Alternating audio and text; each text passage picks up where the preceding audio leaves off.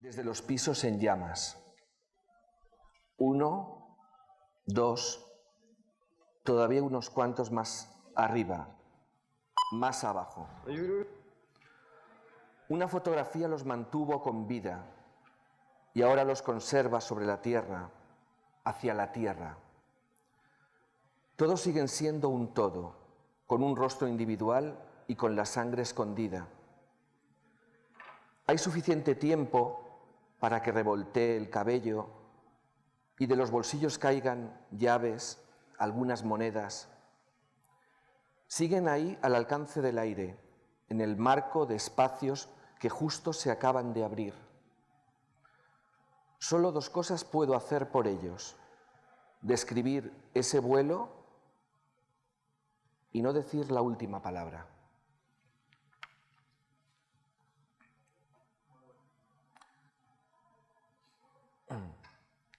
¿Por qué he empezado por aquí? Porque he empezado... No lo tenía pensado, pero he empezado por ahí. ¿Por qué pensáis que he empezado por ahí?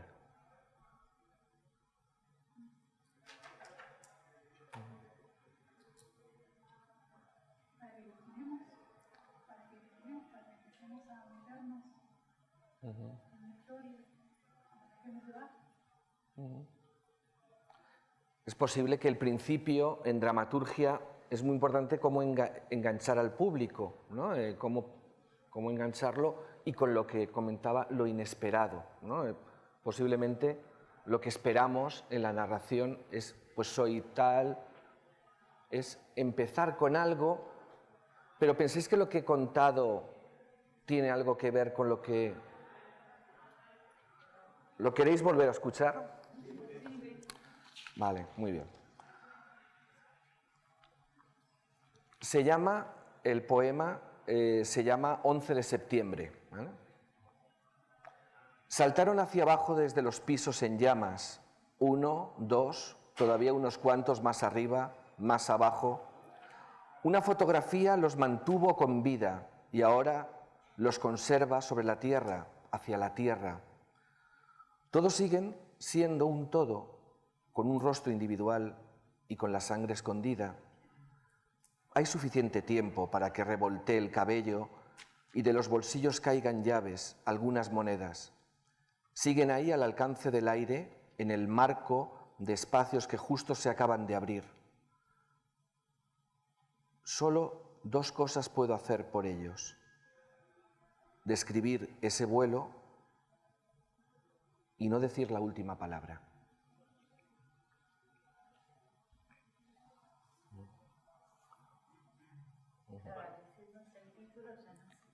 Sí.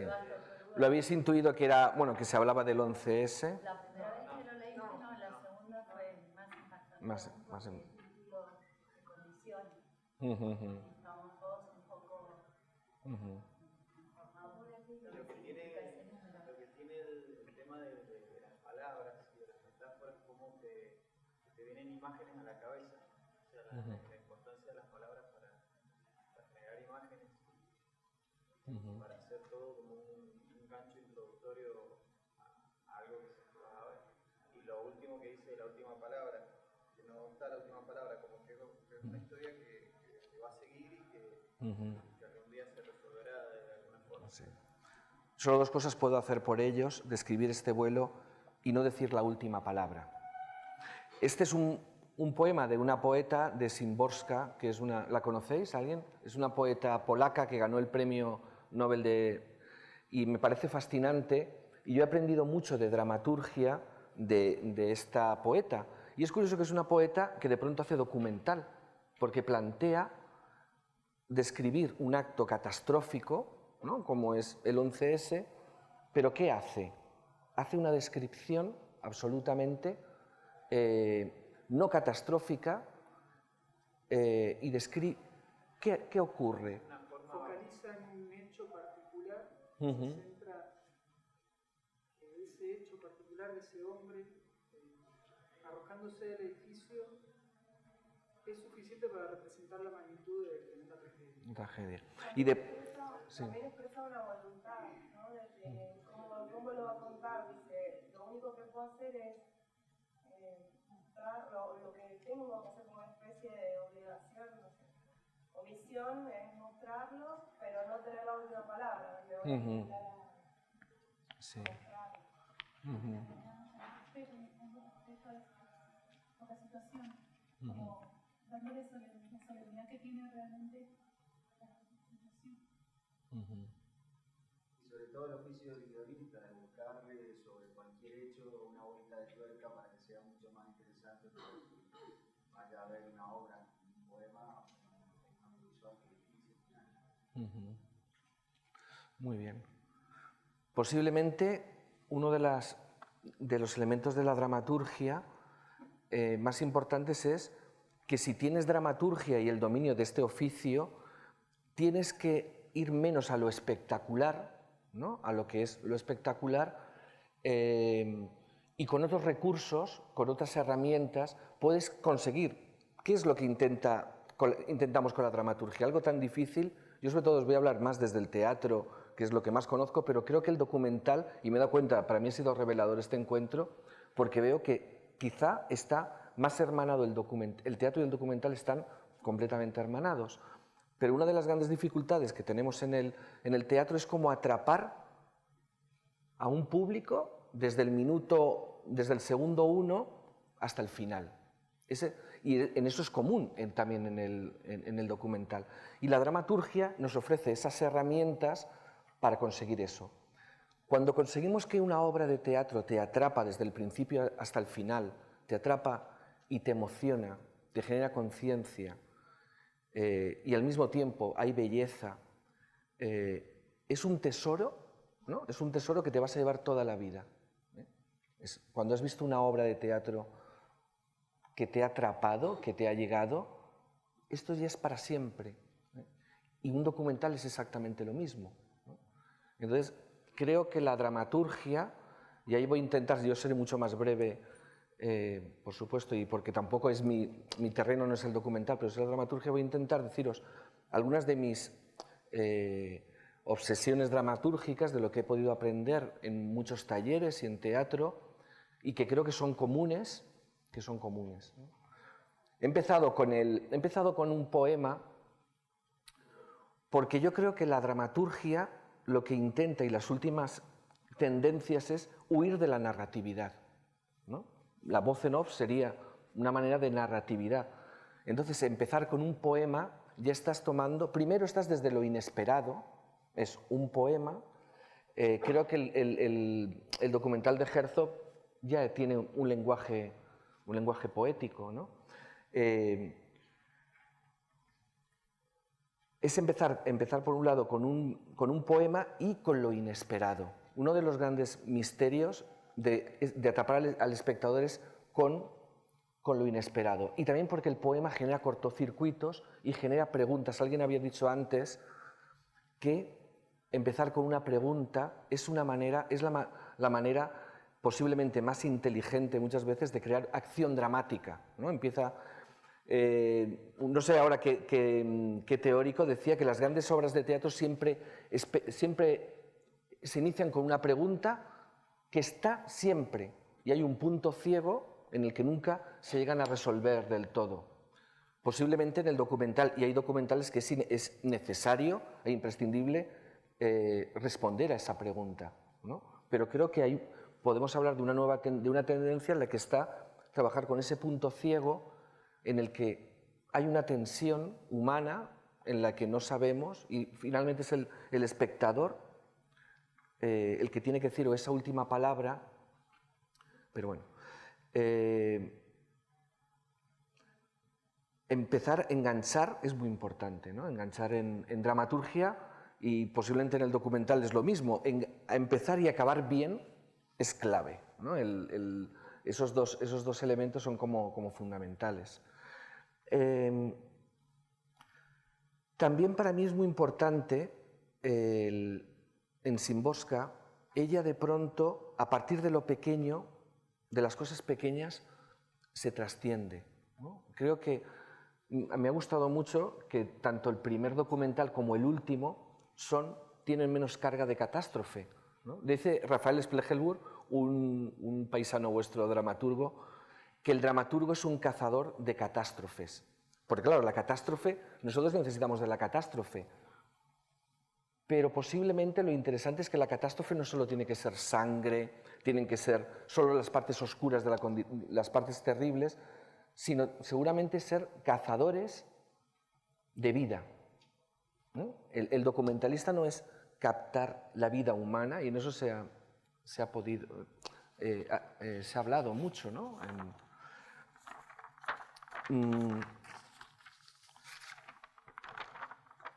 Una dramaturgia poderosa, ¿no?, hace que te emociones, que te conmuevas, que creas consciencia, que te diviertas, que te inquieten, que te sorprendan, que te subyuguen, que te rompan la cabeza, que te eleven, que te sumerjan, que te abrasen, que te maten, que te resuciten, que te hagan morder la tierra, que te asombren y que te alivien, ¿no? Creo que me parece que el documental tiene unas capacidades absolutas para ser una obra artística, ¿eh? Quizás lo poquito que yo pueda deciros, porque desconozco mucho el documental, es animar también a que me parece que hay una gran posibilidad de que el documental sea arte también.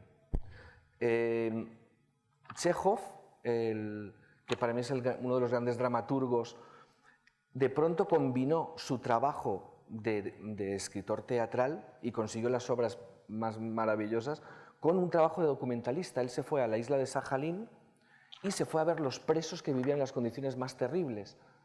Y él escribió, de pronto, igual que tenía el impulso de hacer obras como El jardín de los cerezos, de pronto, él, si hubiera tenido una cámara, seguro que hubiera hecho un documental sobre estas personas. Porque creo que también hay un hambre, me parece que el documentalista, y también Chekhov era una persona con una idea ética muy importante, me parece que el documentalista tiene una conciencia ética poderosa. Y esto es lo que lo diferencia posiblemente del cazador de catástrofes, de un documental de consumo rápido, que hay un lugar ético.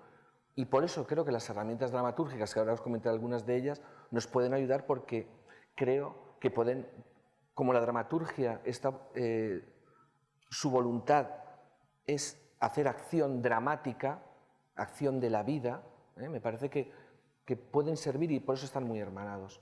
¿Qué vas a decir, no? Ahora no sé, igual perdí el hilo. Sobre Sajalín, ¿no?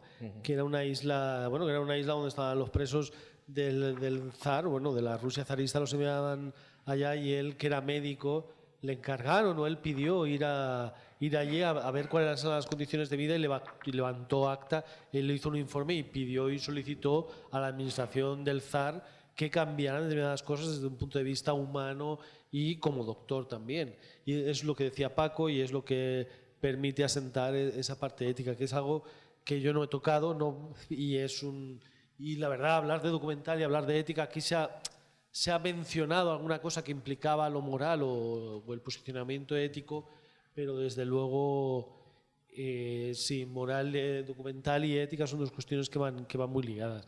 Yo te pediría, no si te rompe el hilo entonces no, pero si pudieras volver a señalarnos esos 4 elementos, había muchos, pero había 4 que decías: el documental como obra artística y como obra que tiene una estructura, o sea, que tiene elementos de dramaturgia, debe tener debe cumplir 4 funciones, al menos. Sí, ha sido también un poco a partir de lo que hoy he visto, ¿no? Pero yo creo que tiene que emocionar, ¿no?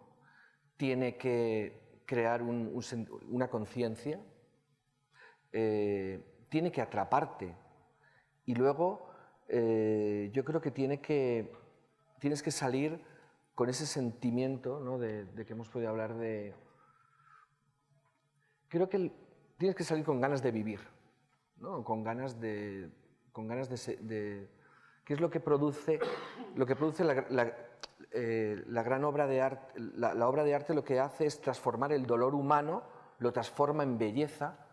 El dolor es la fuente que de pronto transformas tu dolor y el dolor colectivo.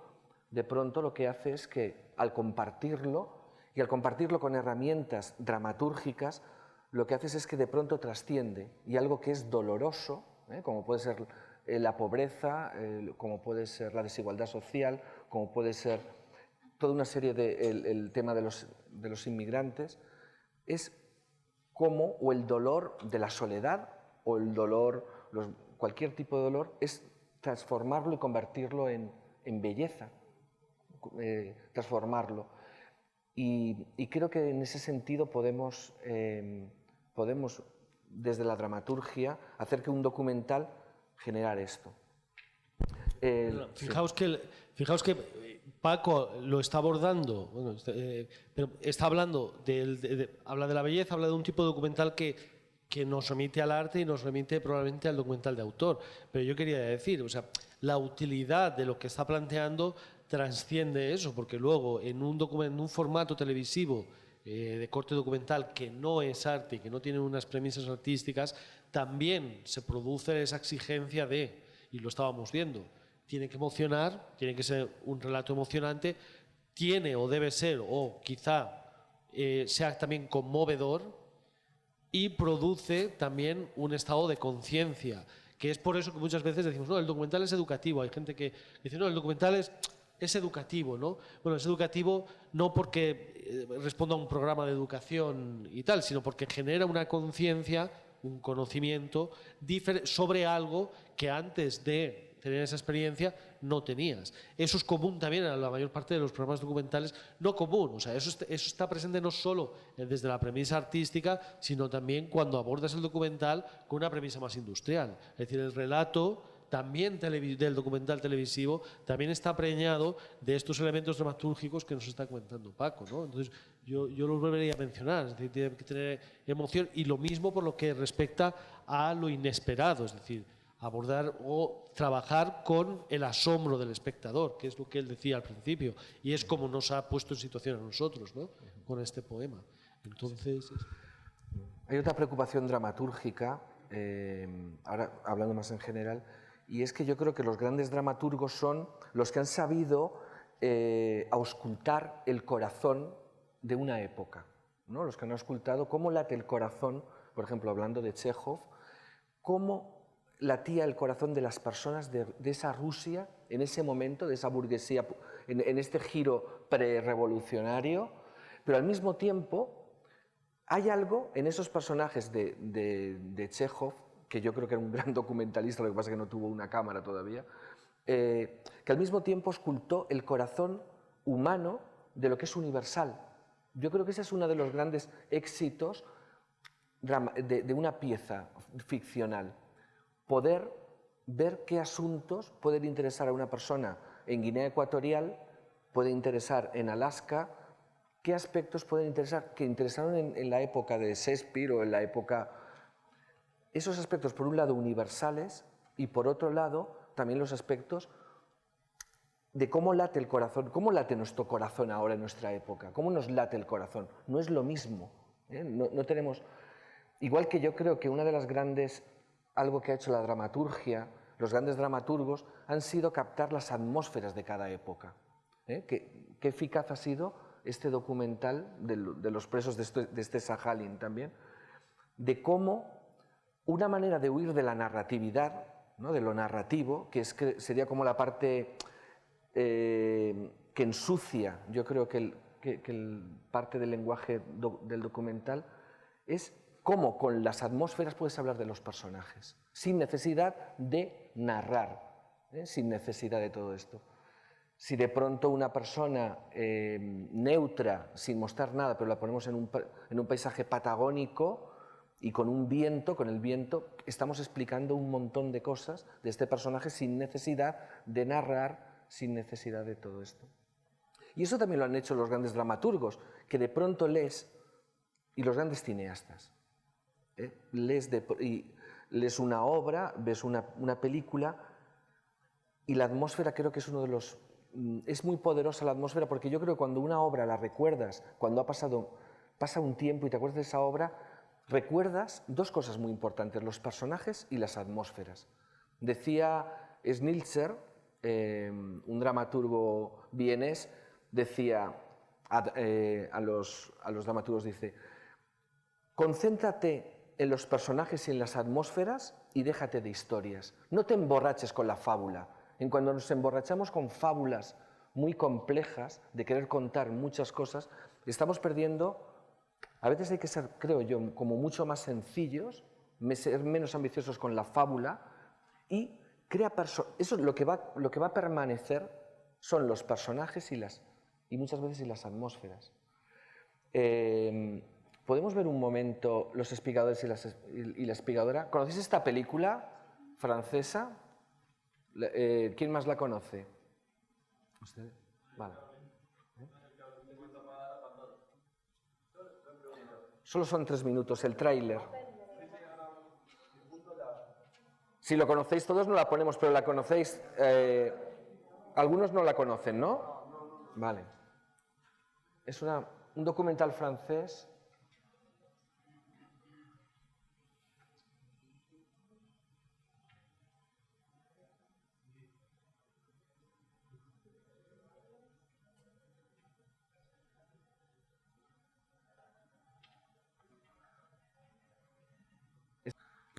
Me encantó cuando leí una entrevista de la directora que decía cómo nace esta película, ¿no? Cómo nace este documental, y ella fue al mercado y cuando hay 15 minutos entre el momento en el que la gente abandona el mercado y cuando pasan a limpiar. Y legalmente, en ese momento, es una ley antigua, se pueden recoger las cosas, igual que los explicadores en el campo se podían, de ahí viene el título de la...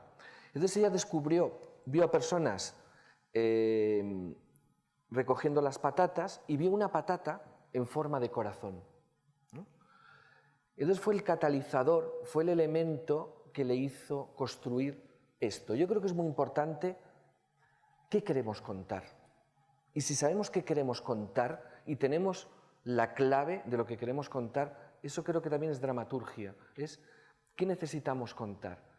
A partir de ella tenía la clave, tenía una patata en forma de corazón y quiso contar, y claro, de pronto tenía un elemento metafórico porque era una patata que había quedado precisamente, no se había vendido, las habían tirado porque o las patatas eran muy pequeñas o tenían formas, esa patata no servía para el mercado, pero tenía forma de corazón. Y ahí ella como documentalista tenía algo muy importante. ¿Qué quiero hablar? Quiero hablar de los corazones patata, quiero hablar de los desechos, de cómo desechamos y cómo desechamos corazones, de cómo nos hemos convertido en una sociedad depredadora, que tiramos todo. Y lo que es muy interesante es que dentro de estas personas hay algunas personas que en unas condiciones económicas frágiles, pero muchos de ellos no son porque lo necesitaban, sino como una manera ética de funcionar. Luego yo creo... Sí, sobre la elección de los personajes, ¿no? ¿Qué se basaría para elegir un personaje? Y a veces también, como entre la dramaturgia y lo documental, las personas reales a veces no responden a estereotipos, ¿no? A veces en la dramaturgia sí tenemos como que está más delineado el bien y el mal, y incluso las formas de cada uno de los personajes, que a veces en lo documental, digo, es como más gris, ¿no? Ahí, primero sería la primera pregunta: ¿cómo elegiría un personaje para un documental? Y después, ¿cómo ser fiel, ¿no?, a lo que uno quiere contar con una persona de carne y hueso? Claro. A mí, en el caso de la decisión de los personajes de aquí, es muy interesante que ha recogido los desechos desde lo artístico, ¿no? Desde la persona que tiene trabajo, ha intentado buscar lo que es la complejidad, que es lo que quería hablar de los personajes. Y es verdad que como la realidad es tan absolutamente alucinante y compleja, yo creo que el documental ya tenemos ganado 2 cosas, y es que no tienes que preocuparte por la verosimilitud, porque los personajes son reales, que ese es el gran drama que tenemos en el trabajo ficcional. Y por otro, lo que tú comentas, que si trabajas con personajes, como todos somos tan complejos, por eso una de mis obsesiones también es decir, si somos todos tan complejos, ¿por qué en la ficción muchas veces se achata tanto a los personajes? Pero es verdad, creo que es una buena intuición el que al trabajar como todos somos ya tan complejos es difícil caer en el estereotipo. Luego el documentalista ya tiene eso ganado. Sí. Es curioso cómo también el documentalista se convierte en un cosechador Ujú. de objetos digitales. Muy bien. Ujú. Qué bueno. Y ella, la directora, hay algo que me inquieta mucho, yo sin conocer, porque de verdad que no soy de este territorio, sé mucho menos que cualquiera de vosotros en el audiovisual, porque he hecho muy poco, pero dijo en la entrevista que muchas veces no le acompañó nadie, fue con una cámara, no tiene mucha calidad, esto es común también a... Entonces, era tan importante el testimonio y como necesitaba la humanidad de los personajes y era necesaria la intimidad, valía la pena que técnicamente fuera menos importante, hubiera menos estilización, que hubiera una mirada. En la dramaturgia, el drama, el momento más maravilloso que hay en el teatro es cuando dos personajes se miran. Alguien mira a otro. Eso crea, genera un temblor y un estremecimiento. Yo creo que en esta película lo que se ve es que a lo mejor si hubieran de pronto allí tres personas, una persona con el sonido, con la iluminación, producción, pero de pronto consiguió, lo más maravilloso es porque había, entre el documentalista y el creador, había esa tensión humana, había tensión. Bueno, y esto era sobre todo porque creo que muchas veces se ha ido a lo catastrófico en ficción y también en el documental, y creo que hay otras maneras, otras tendencias como la de esta película, que me parece como fascinante. Y aquí la dramaturgia es la decisión de los personajes. Ya sé qué quiero contar, voy a hablar de los desechos, voy a hacer una panorámica por diferentes personas, desde un artista, para hablar con complejidad de esto. Me gustaría ahora comentaros un poco lo que creo que es la piedra angular de la dramaturgia, que es el personaje, el tratamiento del personaje, y que creo que puede ser muy útil para el documental. Los personajes tienen que ser complejos. Por eso tenemos que estar abiertos a que, como realmente todas las personas todos somos complejos, todos tenemos diferentes, desde que nos levantamos hasta que nos acostamos, y más en esta sociedad en la que tenemos tantas vidas, somos tan complejos. Creo que es muy importante trabajar con personajes que tengan varias caras, que no sean solo buenos o malos. A mí me gusta mucho la imagen del personaje como un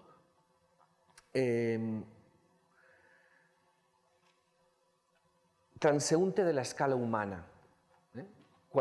Los grandes personajes de la ficción, pensando en el Rey Lear, en Boyce, que en muchos de los grandes personajes, pero podemos pensar también en personajes del cine, son personajes que viajan de lo más terrenal a lo más metafísico, de lo más soez a lo más bello, de la bondad a la maldad.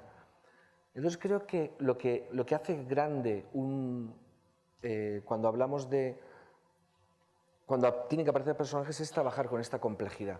A mí me gusta, y lo he investigado muchos años en mis talleres, ver 4 aspectos del personaje, 4 líneas que nos han ayudado mucho para investigar, y os las voy a comentar porque creo que os pueden servir. Para mí, más que ver el personaje desde su biografía, la biografía a veces nos lleva a la narratividad. Me gusta mucho pensar cómo el personaje tiene 4 tipos de conflictos. Estarían los conflictos horizontales. Los conflictos horizontales son los conflictos que se establecen a la altura de los ojos. Son nuestras relaciones familiares, nuestras relaciones de pareja, con vecinos, son los que humanizan. ¿Por qué el documental, José Ángel, es por eso? Porque de pronto hay en los conflictos horizontales, me parece que en el documental, como posiblemente ha venido de una tendencia que ha venido más del periodismo, posiblemente no se ha trabajado tanto lo que es ese territorio que es muy de la dramaturgia de ficción, que son los conflictos, pensemos en los conflictos horizontales. La familia y por eso yo tenía otro documental que luego veremos un poquitín. La familia, ¿por qué pensáis que es un laboratorio de gran complejidad?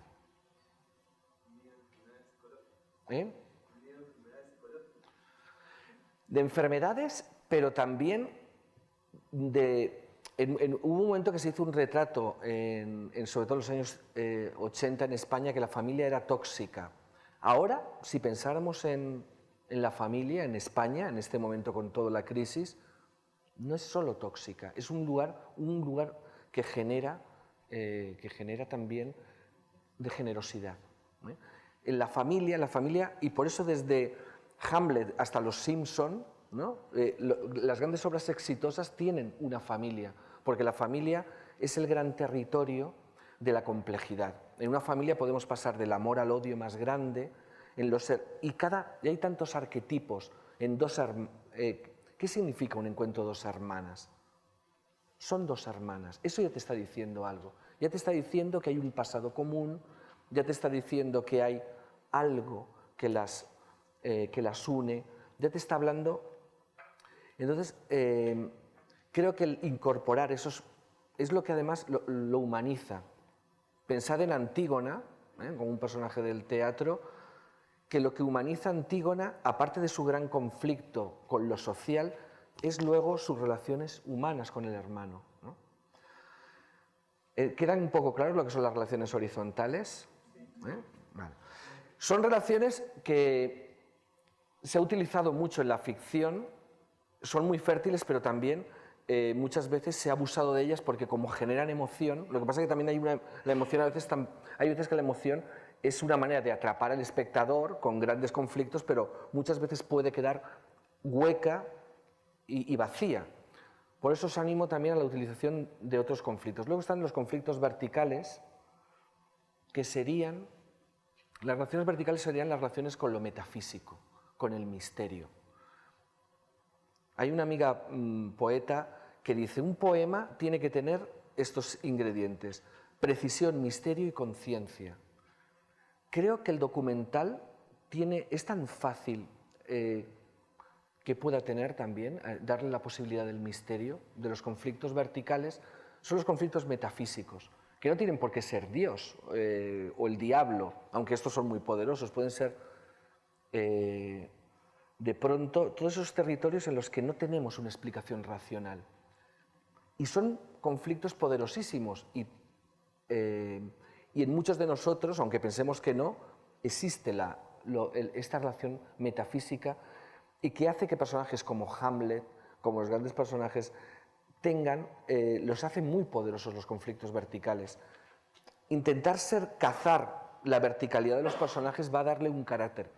No siempre en todos los documentales vamos a poner estos conflictos, porque hay veces que no están, ni existen, ni juegan, pero bueno, son muy interesantes, porque es lo que hace que el documental, vale, son como si es un documento humano, dentro de nuestra humanidad está el misterio. Lo decía Lorca también, solo el misterio nos hace vivir, solo el misterio.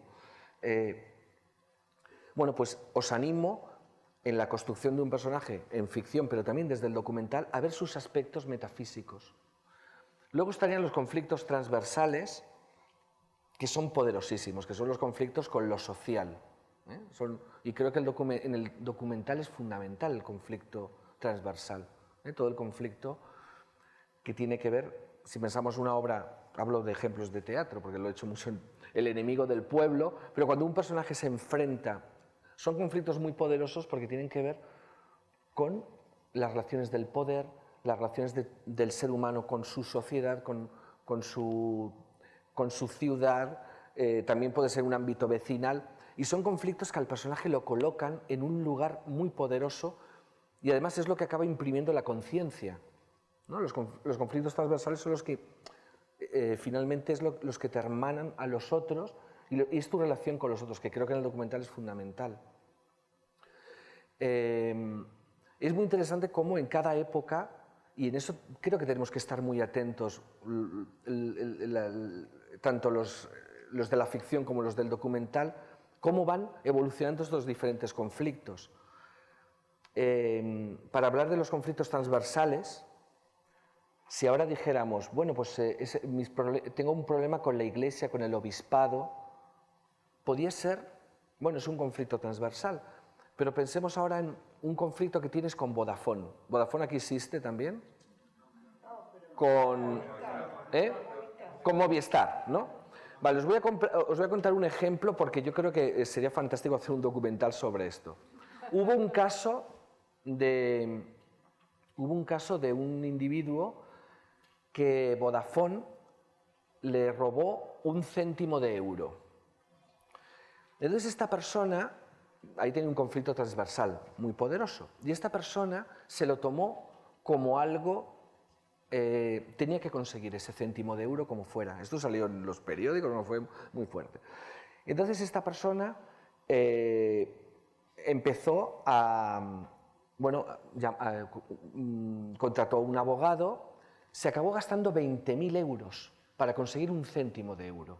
Perdió a su familia, acabó en la neurosis, pero hubo un momento en el que este señor consiguió que en su libreta en el banco, Vodafone, le devolviera 1 céntimo de euro. De pronto, que Vodafone, y de pronto eso es épico. Lo importante de la acción dramática no es lo espectacular, de pronto hacerte rico, de pronto es que eso tiene un elemento dramático emocionante. Y creo que el cazador de humanidad es el que capta eso, captar la epicidad en una cosa pequeña y conseguir hacer de eso algo. ¿Cómo son ahora nuestras relaciones con lo vertical? No son, ¿quiénes son nuestros? ¿Dónde está el peligro? ¿No? Posiblemente los grandes mercados, las grandes corporaciones, creo que es muy interesante cómo vamos detectando nuestras relaciones también en cada época, cómo es la metafísica, nuestros conflictos verticales, ¿de dónde vienen nuestros miedos o nuestros anhelos verticales? Y para acabar con lo de los conflictos, finalmente el conflicto más poderoso es el concéntrico. Es de todos ellos, entre el horizontal, el vertical y el transversal, el que uno tiene consigo mismo. Ahí es donde el personaje tiene el latido más dramático, el territorio de la duda.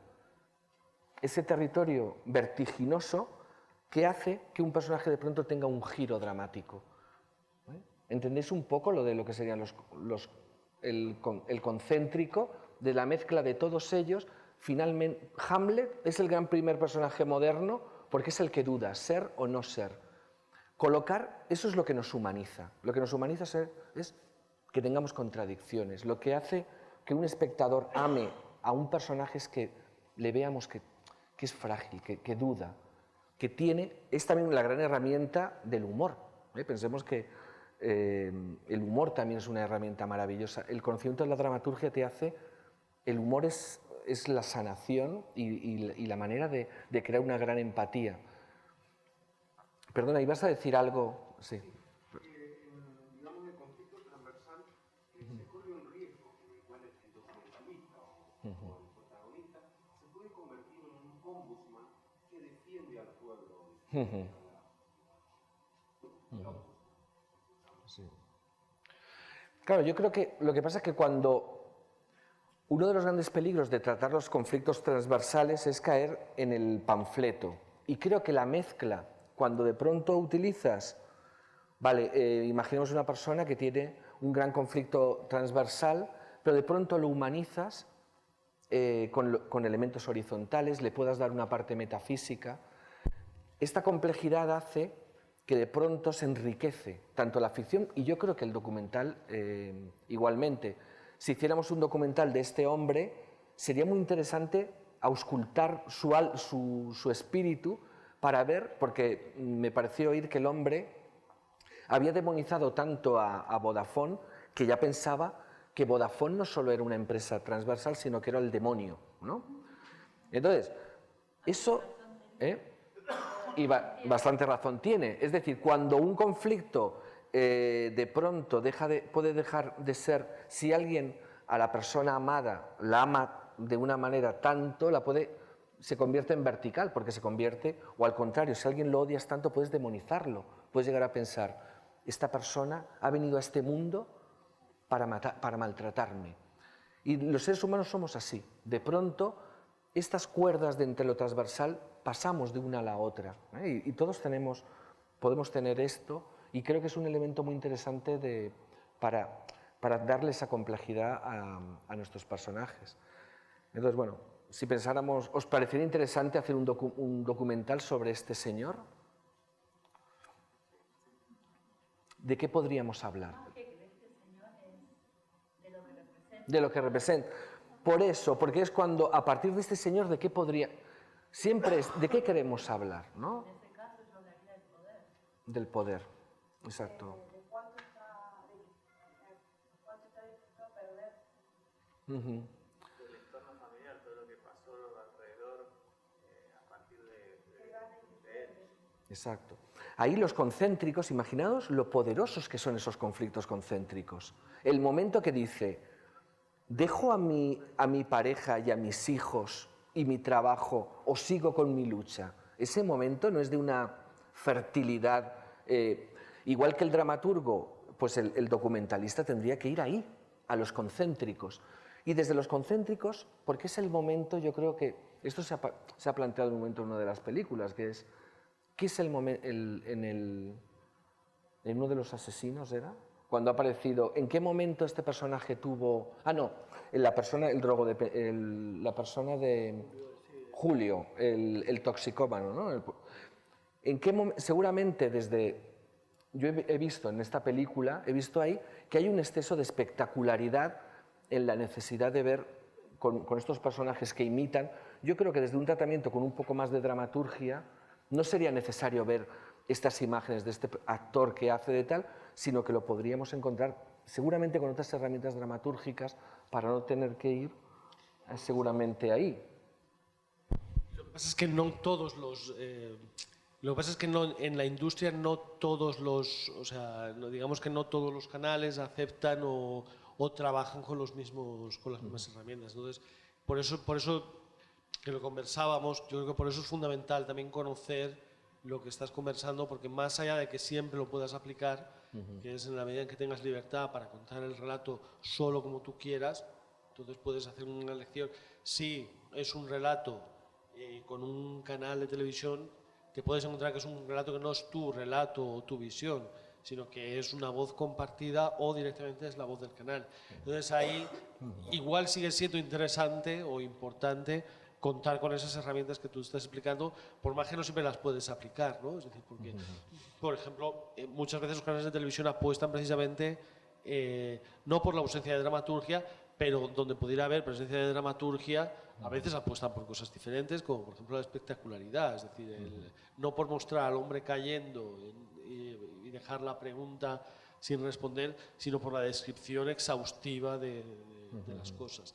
No obstante, igualmente es fundamental conocerlo, aunque vayas a trabajar con estos canales. Y lo hemos visto, por ejemplo, también en el programa de la BBC, en el pequeño extracto que hemos visto, también hay toda una dramaturgia, ¿no? Hay todo. Y yo quería decir una cosa, que esto que comentabas, Paco, de los conflictos, yo creo que traducido también a utilidad, es también, o sea, a la hora de detectar una buena historia o un buen personaje que pueda ser una historia en sí mismo, es también un crisol a través del que analizar o un criterio para establecer la valía o el vuelo que puede llegar a tener ese personaje en la medida en que sea más completo, más complejo, en que sean más identificables sus diferentes conflictos, pues son más capas que tiene el personaje. Y luego, si estáis haciendo un documental de exploración, tipo el que no lo habéis visto, pero es el de Herzog, con el que abrimos la conferencia de hoy, que luego lo que se dedica es a ir entrevistando uno por uno a una serie de personajes para averiguar quiénes son y cuáles son sus sueños. Eso es como un Herzog que explica, lo que quiere decir en realidad es, quiero ver qué conflictos anidan dentro. Y esos conflictos pueden estar ecualizados, o sea, puede que, creo que eso ya lo has comentado, puede que domine el conflicto metafísico en un personaje y en otro domine el vertical o en otro el humano, sí. Entonces es una herramienta poderosa para saber cuál es la complejidad de los personajes, para saber qué tenéis que ir a averiguar en un momento dado o lidiar. A lo mejor lo que queréis de un personaje es que os dé un relato narrativo, un testimonio, y no estáis necesariamente buscando toda esa complejidad. Así todo, plantearle preguntas, auscultar el pálpito de sus conflictos, va a permitir que el personaje se abra y siempre vais a obtener algo más rico acerca de él. Y una última cosa que quería decir de los conflictos. Y cuánto más si el trabajo que vais a abordar es el estudio de un personaje histórico. Cuando abordas el estudio de un personaje histórico o lo que vas a explorar y el documental que vas a realizar está basado en eso, o ese es el tema, cuanto más servirte y pensar en esa serie de conflictos, y ahí sí, yo creo que es obligación del documentalista tratar de responder o tratar de ilustrar los diferentes conflictos que son al final los que lo hacen un personaje complejo y humano, ¿no? Podemos ver, no sé si hay tiempo, dos... son las dos, vale, pues entonces más si hay alguna pregunta o... tenía un par de herramientas más, pero... Sí, bueno, lo de los personajes, no sé, ¿os ha iluminado algo? Lo de estos diferentes... Y creo que si auscultamos cualquier ser humano tenemos, a lo mejor, por ejemplo, hay culturas que son más verticales que otras. Yo estuve en Guinea Ecuatorial dando un taller de dramaturgia en un pequeño país de África y cuando les explicaba los conflictos horizontales no los entendían muy bien. Pero los verticales sí, porque ellos hablan, en el taller que yo di había una silla vacía en el que de pronto una chica venía con su hermana la habían degollado y venía al taller porque le gustaba mucho el teatro. Entonces ellos hablaban, sus relaciones con los muertos era completamente, luego en esta cultura lo vertical, por ejemplo yo vengo de donde somos nosotros, de Valencia, que es un sitio muy terrenal, muy con las fallas, allí cuando yo intento ver lo vertical cuesta más, es decir, hay personas en las que lo vertical está más o menos, pero creo que todos los personajes tenemos, en todos nosotros anidan las contradicciones entre lo que nos gustaría ser, entre los horizontales, los verticales, y bueno, os animo a que a la hora de hacer un documental, bueno, tratar bien a un personaje no es ver solo una parte de ella, es ver sus partes luminosas, sus partes oscuras, sus anhelos, sus contradicciones.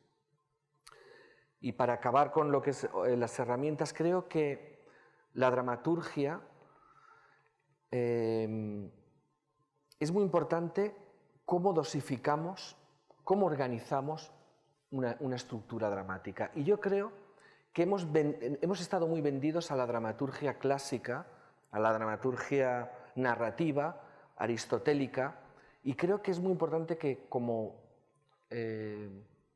documentalistas escuchemos música, veamos,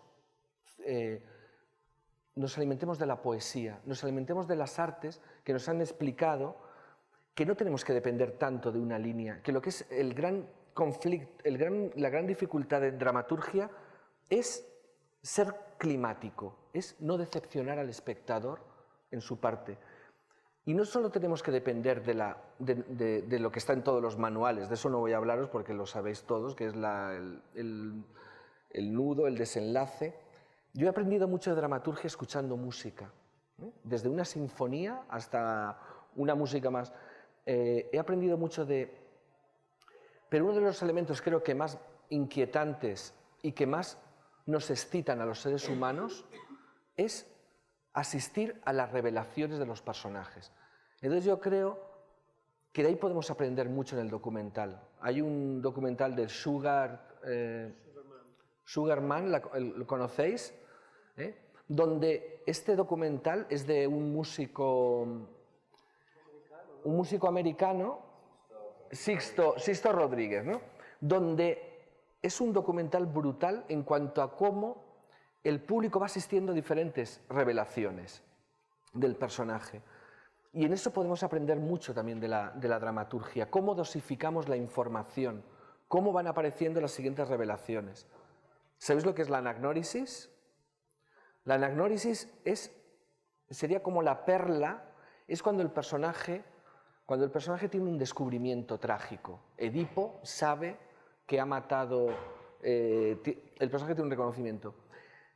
el ir dosificando esos diferentes reconocimientos de los personajes y que cada vez sean más poderosos, nos permiten dos cosas fundamentales. Cuando una persona tiene una anagnórisis, tiene un reconocimiento, si un amigo llega a vuestra casa y os dice y os cuenta algo terrible, ¿qué hacéis? Le escucháis.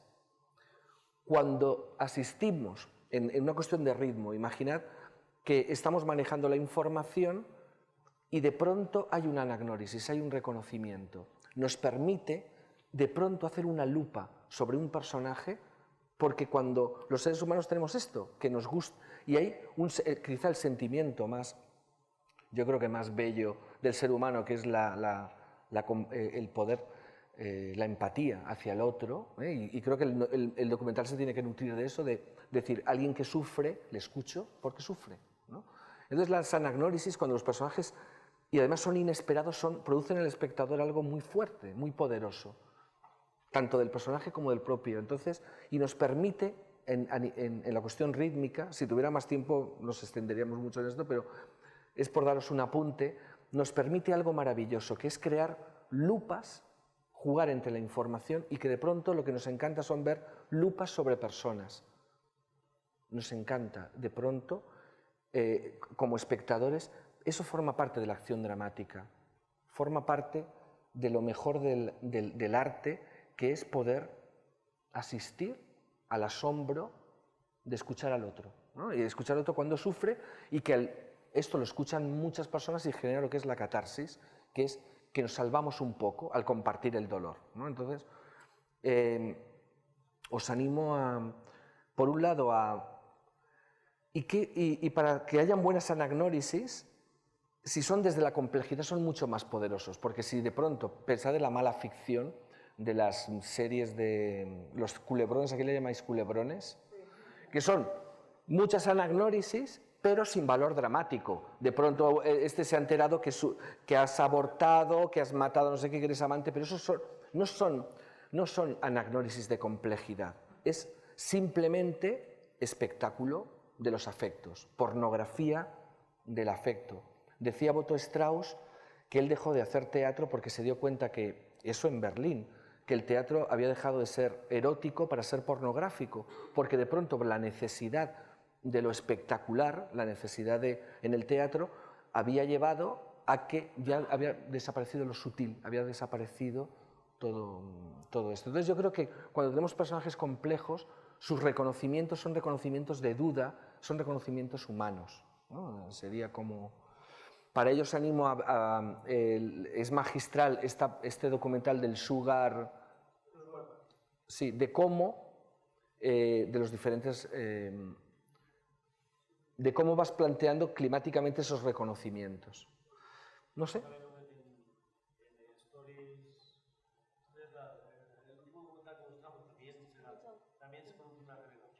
Claro, sí, sí. No lo han visto, o sea, pero se producen revelaciones sucesivas, ¿no? Y en ese sentido, quizá un poco más genuino que el Superman, pero sí, y luego la revelación final es que ella es hija de este. Hay dos revelaciones, que es que mi madre es mi madre, pero mi padre no es este que aparece todo el tiempo, sino que yo soy hija de otro. Y la otra revelación que se produce también es que hay una ambición de este padre sobre la historia. Quizá les podemos recomendar, aunque no lo veamos, que nos ha unido mucho en muchas charlas, el documental de El Desencanto, no sé si lo conocéis, es un documental español. Pero podemos ver un momento. Sí, pero son 3 minutos. Sí, que se ha convertido en una de las películas clave y es un documental, sí, son 3 minutos. Sí, este es un documental sobre una familia que eran... bueno, el padre era el gran poeta del franquismo, y los hijos ya nacen, digamos, ya maduran, digamos, en lo que es la transición a la democracia. Entonces ellos están llamados, hay mucha atención sobre lo que van a ser los hijos de Leopoldo María Panero, porque son hijos de una estirpe de un grandísimo poeta, y pues digamos que tienen todo el campo abierto, porque tienen todos los contactos, y ellos no responden ni ideológicamente ni vitalmente, no pertenecen al mundo del padre, que es el mundo de lo antiguo, el mundo aparte ideológicamente también, sino que pertenecen. Entonces, digamos que la poesía de la transición española, la primera poesía de la democracia, de alguna manera estaría por escribir, hay mucha atención sobre ellos, pero ellos son solo esto. El padre ya ha muerto cuando esta película se filmó. Y hay una cosa importante, es el desencanto de una familia, pero es el desencanto de un país, y finalmente también es el desencanto de una época, prácticamente. Es muy importante, por acabar, una herramienta, lo que es el título. En dramaturgia son muy interesantes los títulos como el desencanto, títulos polifónicos que tienen diferentes, no son polifónicos varios significados, pero que tienen diferentes significados, porque creo que es lo que nos anima a la pregunta. El desencanto, puedes hablar del desencanto de una familia, pero de varias capas, ¿no? Bueno, pues lo vemos.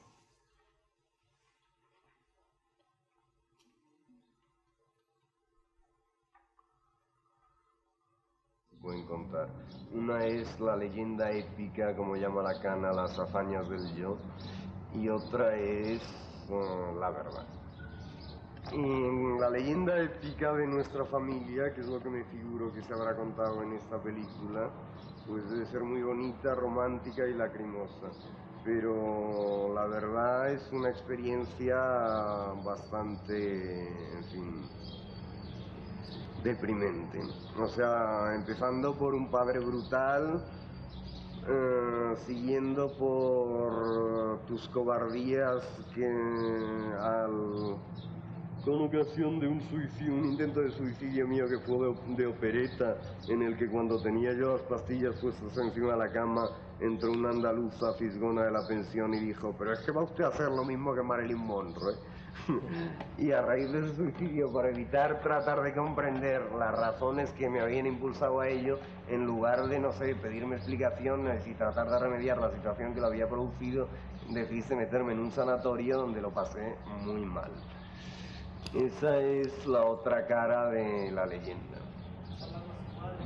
Pues lo peor es que, como iba a decir antes, la razón principal de mi internamiento no fue el suicidio, sino que a raíz de mi primer suicidio, yo, borracho de barbitúricos, le dije a un tío mío le pregunté: ¿tienes droga?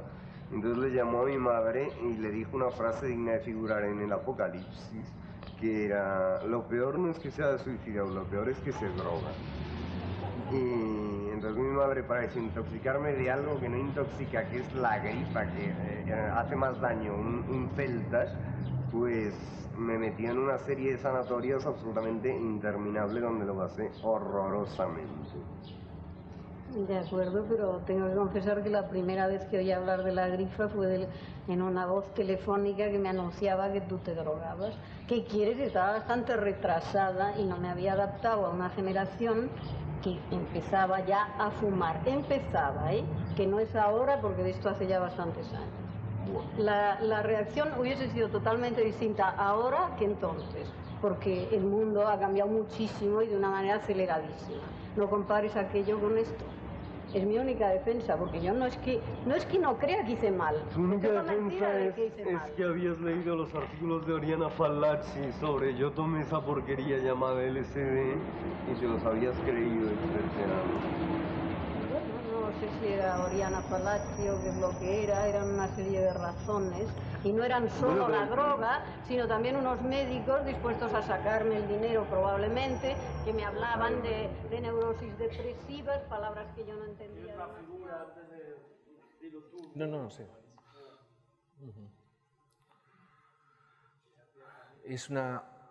Es brutal porque, claro, el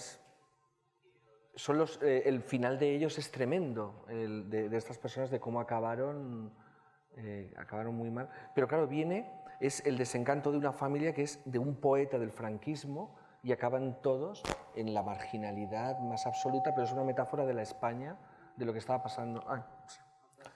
Sí. Bueno, yo creo